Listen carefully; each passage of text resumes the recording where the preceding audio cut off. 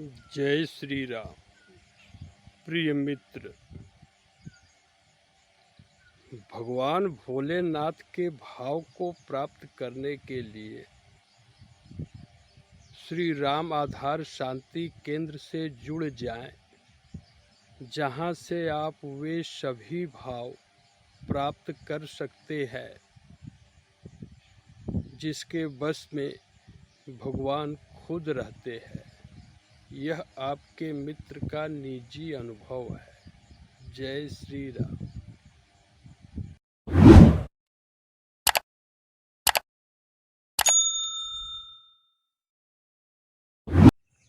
गुरु जी के चरणों में कोटि कोटि प्रणाम। राम जी दास का स्वीकार हो।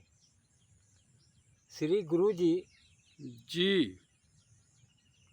आपके सानिध्य मिला जब से ये देखो था, जितने आश्रमधारी जैसे गुरु गोरखनाथ, देवरहवा खेबा, वहाँ तो कौ बार गल है। तो इधर पुलिस छापा मारे तो कुल गांजा रखे रहा, कुल रहरी के पत्ता होगा। वहाँ चमत्कार देखा। हाँ, एक खे अड़गड़ा यहाँ बा दुष्ट तो गरीबन की बस्ती उजरवा दे रहा बा, उजरवा के अपन आश्रम बना लिए जी। तो गुरु जी, ये हमरे समझ में नहीं आवता कि आपके साधुता तो बड़ा अलग बा। तो ये सब जितने आश्रम फैला के बैठा बान जी। हाँ, तो काजला ये तो हमरे समझ में आता कि सब साधु के का व्यवस्था बा। जनमानस में गुरु जी विनम्र निवेदन बा कि एकदम स्पष्ट हो जाए कि साधु आखिर इनका का रूप होए चाहिए असली। माने साधु का वास्तविक चरित्र होवे के चाहिए। और कोनो जिज्ञासा एक जिज्ञासा और बा गुरु जी की आप इतना विज्ञान की हैं जी, जे PhD की है बा, ऐसे कैसे आप का मन हट गया गुरु जी कि ये अवस्था में आ गए? ये हमरे समझ में नहीं आवता गुरु जी। तो इहो आप जाने चाहता है? हाँ गुरु जी कि सब विज्ञान का परित्याग कैसे हुआ? जय श्री राम। बाबू राम जियावन सिंह भैया,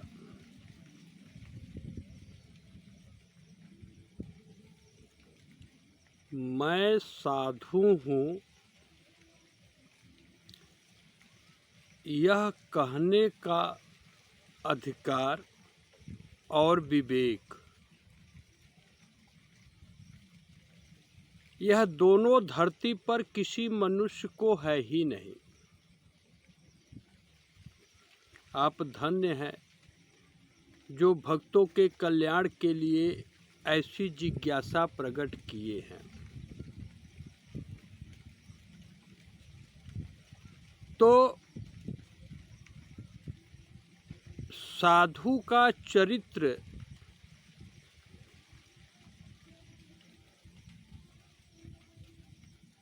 यह बिल्कुल रुई के भांति है, विशुद्ध। यानी जिस प्रकार रुई में कोई काला तंतु नहीं होता है, फाइबर, उसी प्रकार साधु के अंतःकरण में अज्ञान और पाप, इन दोनों का किसी एक श्वास में स्थान है ही नहीं। मित्र बाबू राम जियावन सिंह जी एवं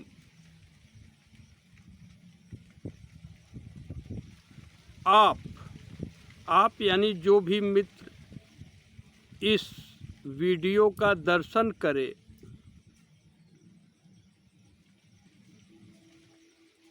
सबसे पहले तो यह जान ले कि जागते हुए की बात ही क्या है। स्वप्न में भी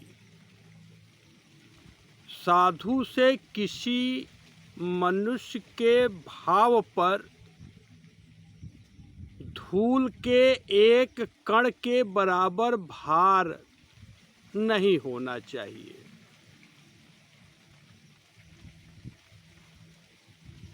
वैसे प्रभु श्री हनुमान जी की उपस्थिति में भाई भरत को उपदेश देते हुए यह बात स्पष्ट कर चुके हैं कि यह जो अनुभव में आने वाला संसार जगत है, यह मायाकृत है। मम माया संभव संसारा, यानी यह जगत मेरी माया से ही संभव है। और यह गुण और दोष दोनों को शान कर बनाया ही गया है। तो अब आपके इस मित्र को भगवत आज्ञा अनुसार आप जो भी नाम लिए हैं, इनमें मनुष्य का भी तत्व एक है, इसकी कल्पना ही नहीं रही। क्योंकि जिस मार्गदर्शन में आचरण करके मनुष्य की बुद्धि कपट से मुक्त हो जाए, वही आदर्श मार्ग है। तो पहली बात, जो भी मित्र इस वीडियो का दर्शन करे वह यह जान ले कि यह जो जिज्ञासा है बाबू राम जियावन सिंह जी का, तो उसी जिज्ञासा को परम संतोष प्राप्त हो, इसी भाव से कुछ वाणी प्रकट हो रही है। किसी के दोष गुण और कर्मों से अब आपके इस मित्र का कुछ भी संबंध नहीं रहा। ठीक, मैं ज्ञानी हूँ, सामने वाला अज्ञानी, इस विचार का एक श्वास में भी कल्पना अब आपके इस मित्र के अंदर है ही नहीं। क्योंकि यहाँ पर न तो कोई ज्ञानी है न तो कोई अज्ञानी। ज्ञान अखंड एक सीतावर, यह अखंड ज्ञान मात्र श्री राम जी के ही पास है। वैसे आप सभी ज्ञानी हैं, अज्ञानी तो कोई है, इसकी कल्पना भी यह बुद्धि नहीं कर सकती। और यह कोई चुगलखोरी नहीं है, स्पष्ट है, यह भाव है राम जी भैया।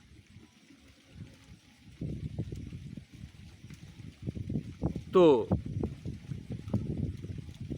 आपकी यह जिज्ञासा हो कि साधु का वास्तविक चरित्र क्या होता है, तभी आप श्री शिव जी में पूर्ण विश्वास करके इन वाणियों का श्रवण कर ले, अनुभव हो जाएगा।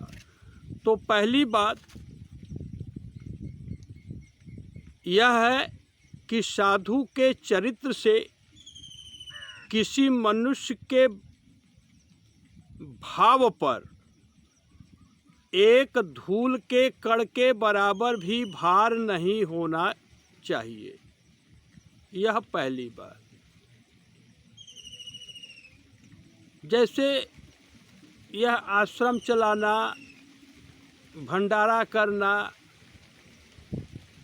या तो वो सब अपने आप को एक अलग ही मान बैठे हैं सरदार लोग, वो क्या पौसरा वगैरह कुछ चलाते हैं। तो यह साधु का कार्य नहीं है। जैसे जो आपके इस मित्र की अवस्था है बाबूराम जियावन सिंह भैया, 5 पैसे की आमदनी हो जाए किसी मनुष्य से, इसकी कल्पना भी अब आपका यह मित्र नहीं कर सकता। तो आपके जिज्ञासा को परम संतोष प्राप्त हो जाए, इसके लिए यह जान लें कि आपको भगवान का ही स्वरूप समझकर यह वाणी प्रकट हो रही है, न कि वेल डेवलप्ड सोशल एनिमल यानी विकसित सामाजिक प्राणी, जो आपका जूलॉजी और सोशोलॉजी का कॉन्सेप्ट है, यह यहाँ काम नहीं करेगा। आप साक्षात श्री शिव जी और मैया पार्वती की मूर्ति ही हैं। इसको अब एक श्वास में भी यह बुद्धि खंडित नहीं कर सकती। तो अवश्य थोड़ा अलग होगा तो जाने। श्री राम जी सबके प्रिय नारद जी को उपदेश देते हुए राम जियावन सिंह भैया कहते हैं, कहे तो बहुत कुछ है, अभी वीडियो बना रहे हैं, तो एक बात जो धरती के प्रत्येक मनुष्य को पता होना चाहिए वह यह है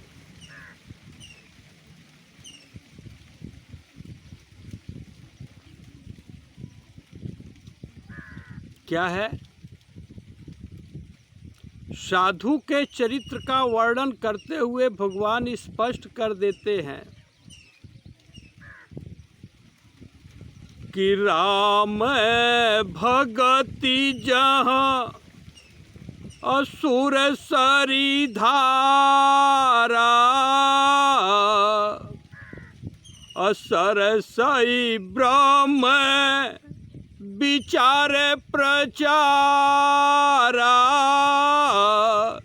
सरसई यानी सरस्वती जी, सुरसरी यानी गंगा जी, जो पीछे आप देख सकते हैं। तो ऐसा मनुष्य जिसके अंतःकरण में श्री राम भक्ति की धारा प्रत्येक श्वास में बह रही हो, यानी जो प्रत्येक नर नारी के अंदर मात्र सीता राम जी का ही अनुभव कर रहा हो, सीता राम जी से अलग किसी भी रूप का कोई अस्तित्व है ही नहीं। राम जी भैया सबके हृदय में श्री सीता राम जी प्रत्यक्ष से बढ़कर विश्वास में होना चाहिए कि अंतर्यामी रूप से विराजमान है। यही है राम भगत जहाँ सुर सरी धारा, असरसई ब्रह्म विचार प्रचारा। और अंतःकरण में वह दिव्य सरस्वती होना चाहिए जो ब्रह्म विचार के अलावा प्रपंच के बारे में जिनका एक श्वास में भी सोच न हो। विधि निषेध माय कलिमल हरनी,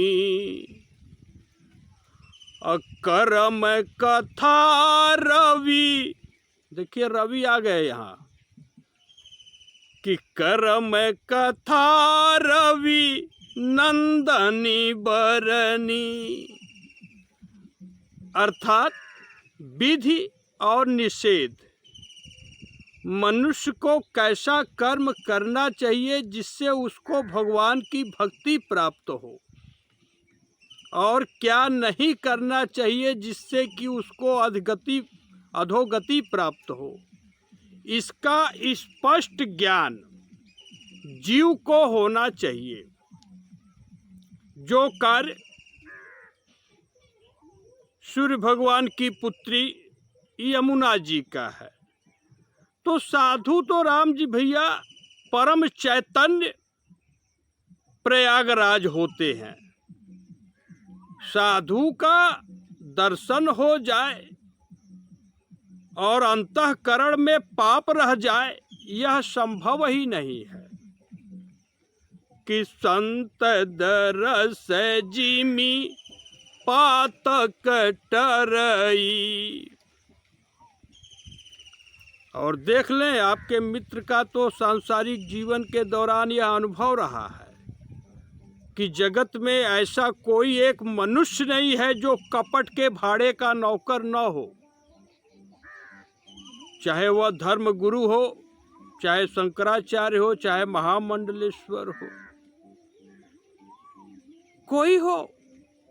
If you are having a difference among your thought, word and deed, even in a breath, you are just a slave of duplicity, nothing more than that. कहेंगे अरे तो बाबा जी अंग्रेजी बोले थे। नहीं भैया, जो कॉन्वेंट एजुकेटेड है उनके लिए, यानी साधु के अंतःकरण में एक क्षण के लिए भी कपट का प्रवेश होना, यह नीति नहीं है। और आश्रम खोलेंगे, चेला बनाएंगे तो मगजमारी बढ़ेगा, वहाँ भगवान का क्या बोध कराएंगे। जैसे आप विगत 6.5 साल से अनुभव कर रहे हैं, अब आप भगवान राम की मूर्ति है तो है, अब उसमें हम क्या कर सकते हैं।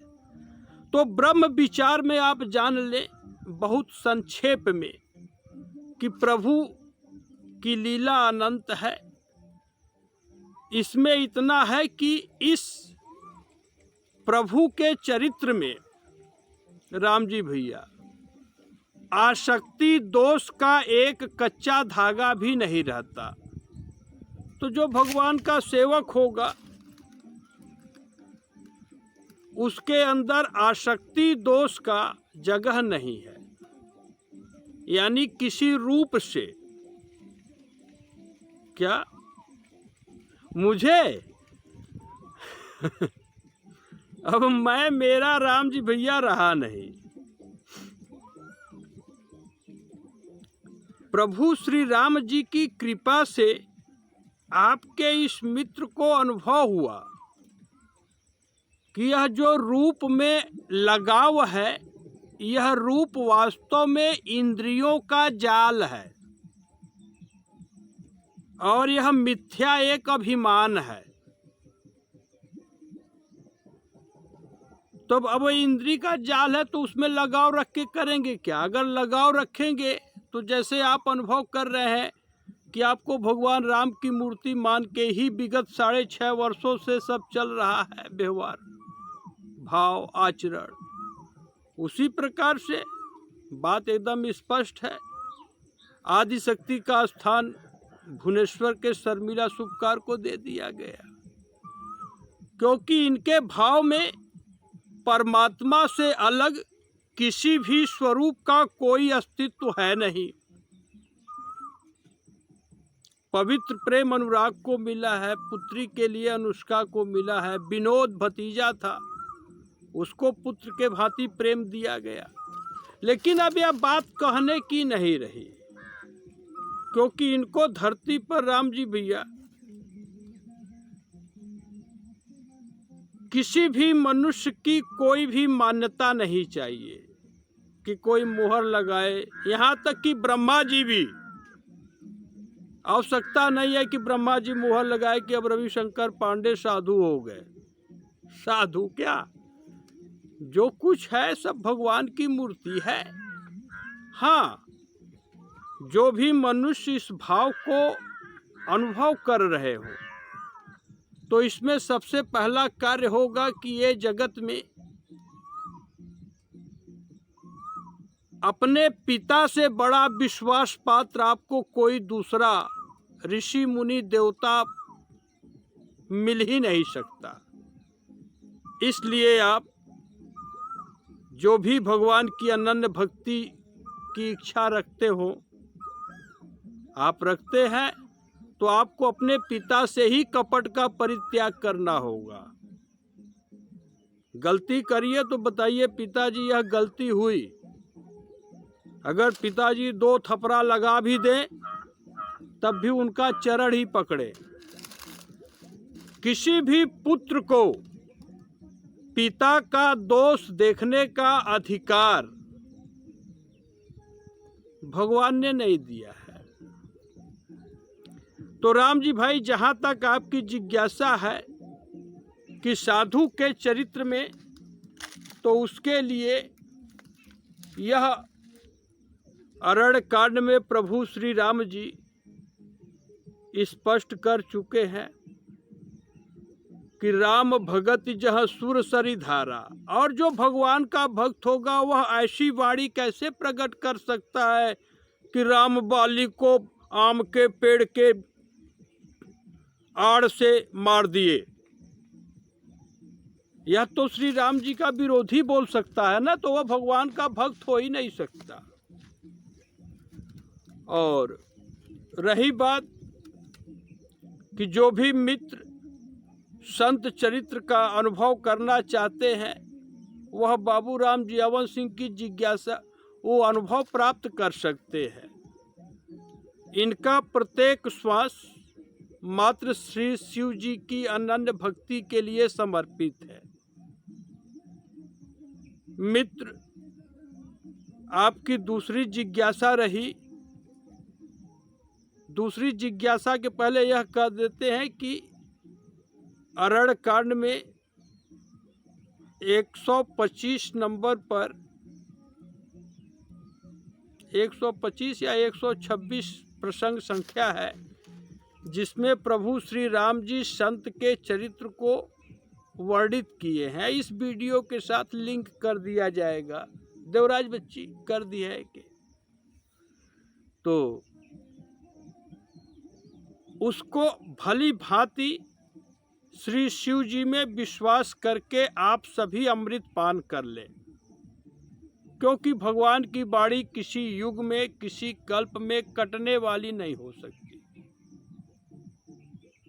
इस अवस्था में मन को कपट छल कभी छू ही नहीं सकता। ठीक। और दूसरी जिज्ञासा आपकी राम जी भैया रही कि यह सांसारिक विज्ञान का क्यों परित्याग किए। तो वास्तव में यह आकाश में जितने भी तत्व हैं, पीरियाडिक टेबल में जो मेंडलीफ जी की आवर्त सारणी है, इसमें जितने तत्व हैं, इनमें चेतना नाम का कुछ पावर नहीं है। किसी भी मनुष्य के अंदर जो भी चेतना है, वह आत्मा राम के नाते ही है। शोध कार्य हुआ तो उसमें मनुष्य के शरीर में पाए जाने वाले सभी 48,804 जितने नॉन जीन्स थे 2010 में ही। आपका यह मित्र विश्लेषण किया तो उसमें बहुत सारे गुणों के जीन्स मिले, लेकिन चेतना को धारण करने वाला कोई जीन्स नहीं मिला। तो बस श्री रामचरितमानस से अनुभव हो गया कि गगन समीर अनल जल धरनी ऐन कर नाथ सहज जड़ करनी। यानी यह जो आकाश अनुभव में आ रहा है, यह भी जड़ है। गगन यानी आकाश, समीर यानी हवा। हवा को क्या पता है कि आपकी मड़ई उड़ जाएगी कि नहीं, हमको बचा के जाना चाहिए। वह भी जड़ है, मूर्ख है। अनल, अग्नि। अग्नि कहाँ किसी को गुनेगी, अग्नि में हाथ डालेंगे जलेगा ही। यह समुद्र देव की बाणी है। जल और धरती ये स्वभाव से ही जड़ हैं, यानी स्पेस साइंस का कोई साइंटिस्ट हो तो वह चैतन्य अवस्था को प्राप्त नहीं कर सकता। अगर आप जड़ वस्तु से बुद्धि को जोड़ देंगे तो आप चैतन्य अवस्था को प्राप्त नहीं कर सकते। चैतन्य अवस्था को प्राप्त करने के लिए मन, बुद्धि और शरीर को शिव जी का सेवक बनाना होगा, और यह क्रिया आप राम जी भैया तभी कर सकते हैं जब आप अपने पिता से कपट का परित्याग करके निष्काम भाव से श्री शिव जी की मूर्ति समझ के उतना सेवा करिए जब तक आपको श्री शिव जी पर पूरा विश्वास नहीं हो जाता। जैसे कृष्ण कुमार भैया, राम सूरत बाबा जी का दोष, स्वप्न में भी आपको देखने का अधिकार नहीं है किसी भी पुत्र को। क्यों? क्योंकि आप पिता से अलग हैं ही नहीं, पिता के ही डीएनए से वह शरीर बना है, आप अलग से क्या हैं? तो मित्र, जो यह मैं हूं, यह भाव है, इस पर आपको शोध करने की आवश्यकता नहीं। इस शरीर में जो आपका मैं है वह एक मिथ्या अहंकार है। यानी जब भी आपको अनुभव हो कि मैं हूं, मैं आदि शंकराचार्य हूं, मैं साईं मियाँ से साईं राम हो गया हूं, मैं गुरु हो गया हूं, मैं देवरहवा चंडाल हो गया हूं, सबको जो है लोभ में फंसा रहा हूं और दिखाऊंगा कि मैं बहुत बड़का भगत हूं, मैं कबीर विधवा के बलात्कार से पैदा हुआ, अपने सत्य को स्वीकार न करके हनुमान जी का भी विरोध करने वाला चांडाल हूं। यह सत्य इन सब चांडालों को स्वीकार करना चाहिए था राम जी भैया, लेकिन अब ये माया का प्रभाव है। दूसरे की पत्नी मुझे स्वामी जी कहे, यह चांडाल बुद्धि की पराकाष्ठा है राम जी भैया। चाहे वह साईं मियाँ को कहती हो, चाहे बुद्धा चंडाल को कहती हो, चाहे वो अड़गड़वा गड़गड़वा को कहती हैं। अरे उस सुअर के पास तो अमेरिका से नोटिस गया, वह गुंडा भेज दिया मारने के लिए इनको। तो ये सब माया से प्रभावित कलयुग के भाड़े के नौकर हैं। आपकी जो अंतःकरण का भाव है यह बिल्कुल शुद्ध है। तो निश्चित है कि यदि आप जगत में पवित्र सेवा देना चाहते हैं तो जड़ तत्व से अपने मन के संबंध को खत्म करना ही होगा। तो राम जी भैया, जहाँ तक आपकी जिज्ञासा रहा कि यह साइंस का त्याग क्यों किया, तो इससे मन जोड़ेंगे तो आप भगवान राम की मूर्ति हैं। और मित्र, ये सब जो नाम निकले हैं उसमें वो विवेकानंद लाला हो, चाहे वो परमहंस बंगाली हो, नारी को माई कहने वाला, क्योंकि भगवान का कोई माता पिता नहीं होता, परमात्मा एक है और आपके हृदय के एकलौते स्वामी हैं। किसी भी प्रकार से उद्वेग की आवश्यकता नहीं है। जगत में जिसको भी लगता है कि हमारे अंतःकरण में धर्म का एक कण है पांडे जी, वह अभिमान से मुक्त होकर सन्मुख हो सकता है। जिस समय इस कलयुग के, आज क्या वैशाख नहीं, जेठ मास के शुक्ल पक्ष की 10वीं तिथि है। आज सबका विजय हो,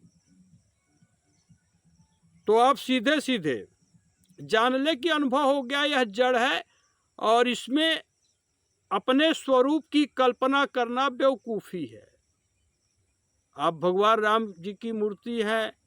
अब यह भाव स्पष्ट है, जैसा अंदर है वैसा बाहर है। तो एक कारण पता लगा राम जी भैया कि ये प्रकृति जड़वत है, यानी इसमें चेतना नहीं है। तो इसमें मन को जोड़ने का कोई बुद्धिमानी तो नहीं है भैया। इसलिए विज्ञान का परित्याग हुआ। और रही बात परमात्मा की, जो तिहु काल एक रस रही, जो तीनों काल में शांत रहते हैं। जैसे अब आपके मित्र के लिए कुछ प्रेजेंट पास्ट फ्यूचर काम नहीं करेगा, जो है सो है। काल के भी पास ताकत नहीं है जो कि आपके इस मित्र को डरा सके,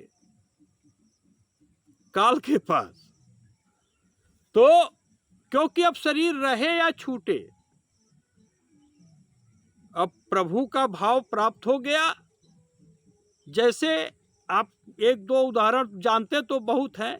जो भी मित्र इस चलचित्र का दर्शन करें वह जान लें कि प्रभु का भाव है कि खल मंडली बसहु दिन राति, असखा धर्म निबह के ही भांति।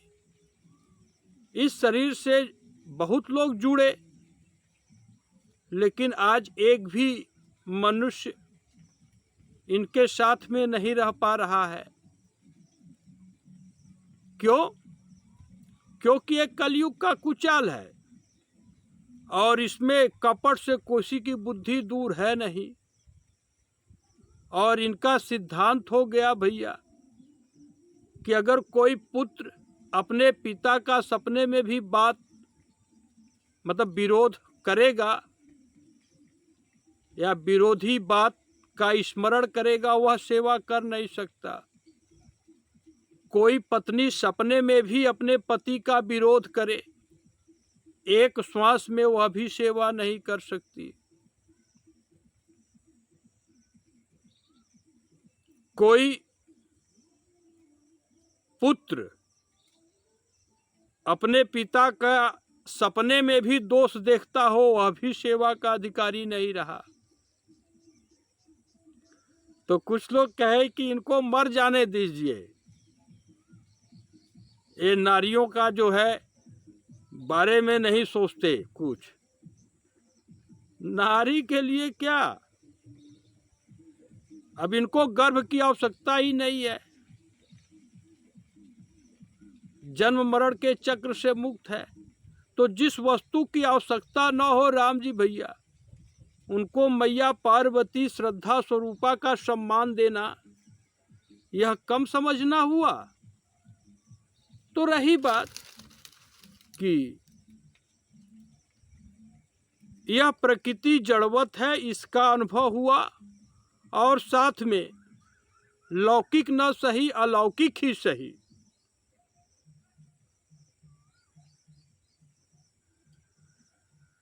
ब्रह्मा विष्णु महेश जी, इन तीनों को भी नचाने वाले श्री राम जी हैं।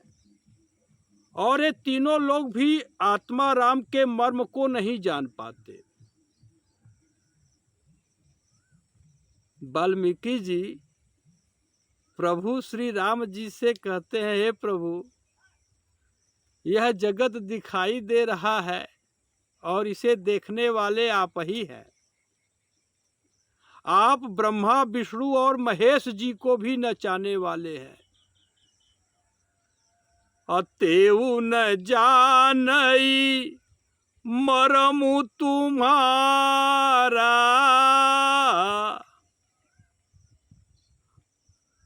और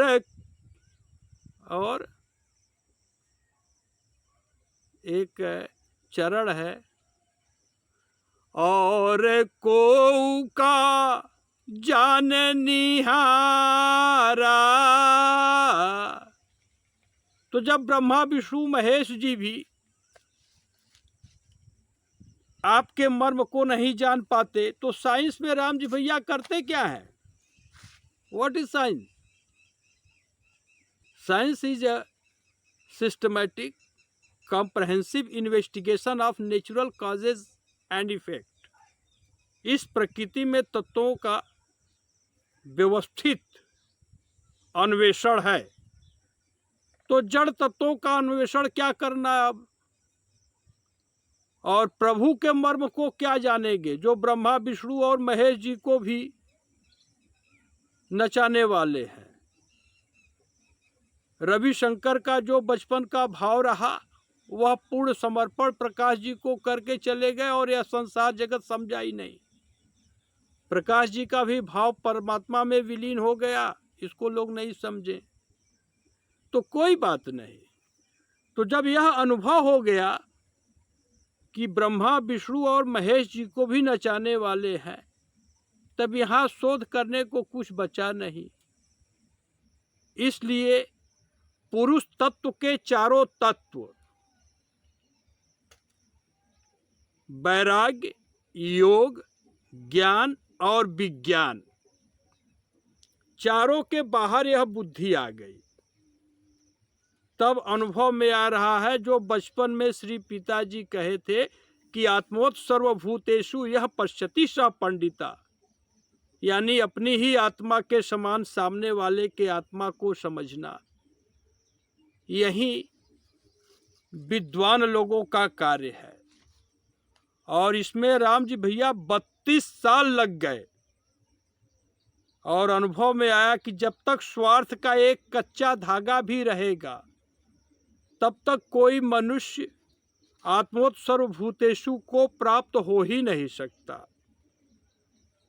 तो अब स्वार्थ, मोह और आसक्ति, इन सब का, अब ये सब आपके इस मित्र के जीवन का अंग नहीं रहे। जहां तक व्यवहार चलता है वह उस व्यवहार का वे हिस्सा नहीं रहे, क्योंकि व्यवहार में साम दाम दंड भेद ये 4 तत्व अवश्य होते हैं। कोई भी जगत का व्यवहारिया हो, व्यवहारिया माने बनिया ठीक ना, जिसके अंतःकरण में चारों नौ बह रहे हों, और साधु के अंतःकरण में इन चारों का कोई स्थान नहीं है। तो इस प्रकार से अब यह शरीर है। जब इस धरती पर राम जी भैया, अब ये तो कोई, हाँ, जब इस धरती पर कोई वीर पुत्र अपने बुद्धि को कपट से मुक्त करने का संकल्प लेगा तभी आपके इस मित्र की आवश्यकता पड़ेगी, अन्यथा कुछ नहीं। अब इनको किसी के पत्नी से स्वामी जी कहलवाना है नहीं। आप देखिए इतना नाता न्योता निभा रहे हैं तब भी पत्नी अपना राम मानने वाली आपको नहीं है। आपकी तो अब मान गई, वो प्रभु की कृपा है जो आपकी पत्नी आपको भगवान राम का सम्मान दे दी। तो राम जी भैया यही है कि हर पत्नी का पति ही उसका राम होता है। पति का तो बस बताया ना कि जिस समय पिताजी अपने पुत्री का हाथ दामाद के हाथ पर रखकर कन्यादान किए, उसके बाद सपने में भी, एक श्वास में भी पति के प्रतिकूल सोचने का अधिकार किसी नारी को नहीं है।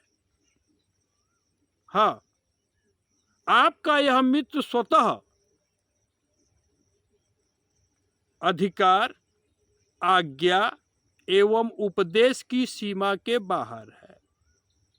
जब कोई जिज्ञासा जैसे बाबू राम जियावन सिंह जी प्रकट किए तो उस जिज्ञासा को जैसे परम संतोष प्राप्त हो वह अपना अनुभव आपको प्रदान कर दिया जाएगा। और इन कर्मों से इस जगत में कोई 5 पैसे का दान दे दे, इसकी यहाँ कल्पना भी नहीं है। आप सभी का कल्याण हो। संत के चरित्र को जो इस मुख से वर्णित है उसका श्रवण अवश्य करिएगा। सभी का कल्याण हो। जय श्री राम, जय श्री राम।